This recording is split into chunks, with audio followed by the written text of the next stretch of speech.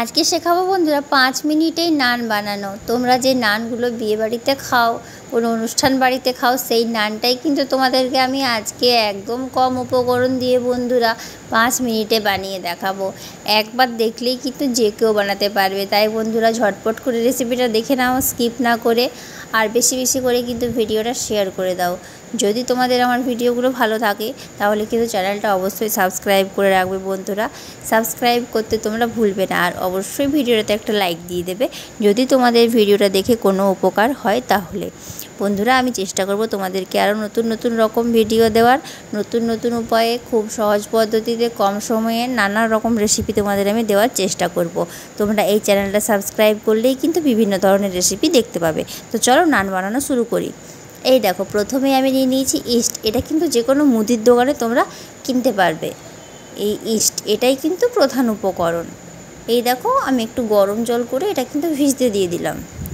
মোটামুটি 5 মিনিট ভেজালেই এটা কিন্তু পুরো ভিজে যাবে। এই দেখো, এইখানে নিয়েছি ময়দা, দিয়ে দিলাম চিনি। তোমরা পরিমাণ মতো ময়দা নেবে তোমাদের যতটা লাগবে।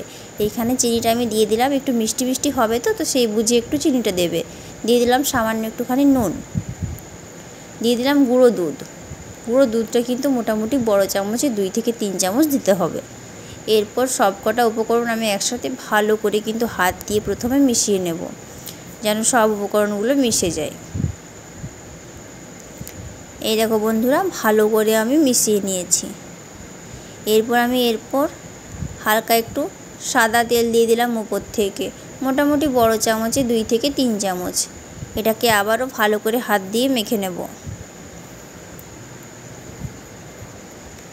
এই দেখো, 5 মিনিট পর ইস্টটা পুরো ভিজে গেছে গরম জলের মধ্যে।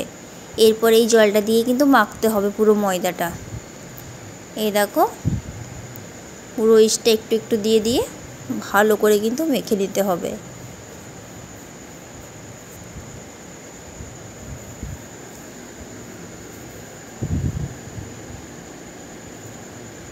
এই দেখো, খুব ভালো করে মেখে নিচ্ছি। পুরো আঠা আঠা মাখা হয়ে গেছে বন্ধুরা। আবার একটু ভালো করে মেখে নিই, যত মাখবে ততই কিন্তু ভালো। এই দেখো, এরপর সামান্য একটু সাদা তেল দিয়ে ওপর থেকে এটা মেখে নিচ্ছি, তাহলে কিন্তু হাতে একটুও লাগবে না।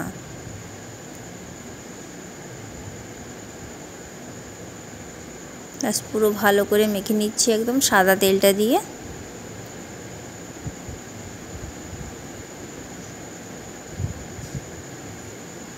নরম নরম করে মাখতে হবে।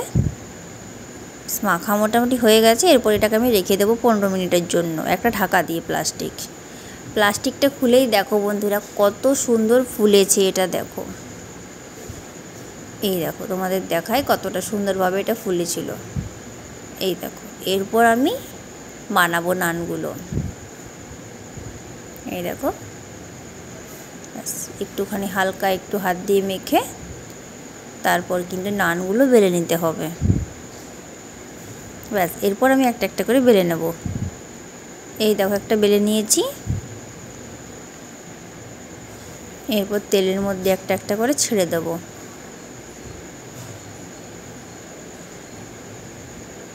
এটা ছেড়ে দিলাম। এই দেখো কত সুন্দরভাবে ফুলে উঠছে। দেখো বন্ধুরা, প্রত্যেকটা নান কিন্তু সুন্দরভাবে ফুলে আসবে। এই দেখো কত সুন্দর ফুলে উঠেছে। এটাকে নামিয়ে নিচ্ছি। এই দেখো, আরও একটা ছেড়ে দিয়েছিলাম, এটাও কত সুন্দরভাবে ফুলে উঠেছে। এইভাবে কিন্তু সব নানগুলো আমি ভেজে নিয়েছি। দেখো বন্ধুরা কতটা সুন্দর দেখতে লাগছে প্রত্যেকটা নান। তোমাদের দেখায় কতটা সফট হয়েছে। এই দেখো, হাত দিয়ে মোড়া যাচ্ছে পুরো, এতটাই সফট হয়েছে নানগুলো। একটা তোমাদেরকে আমি ছিঁড়ে দেখাই। এই দেখো, ভেতরটা কতটা নরম তুলতুলে হয়েছে বন্ধুরা। একদম অনুষ্ঠান বাড়ির মতো তৈরি হবে তোমরা যদি নানটা এভাবে বানাও। তো তোমরা বন্ধুরা রেসিপিটা দেখে অবশ্যই একবার ট্রাই করবে। এটা কিন্তু একবার দেখলেই যে কেউ বানাতে পারবে। অবশ্যই ট্রাই করো, আর কেমন হয়েছে সেটা কিন্তু আমাকে জানাতে একদম ভুলবে না। একদম অসাধারণ স্বাদের বন্ধুরা। যে কোনো কিছু দিয়ে তোমরা এটা খেতে পারবে। এটা কিন্তু শুধুও খাওয়া যায়। ভালো লাগলে অবশ্যই চ্যানেলটা সাবস্ক্রাইব করবে বন্ধুরা, ভিডিওটাতে একটা লাইক দিয়ে।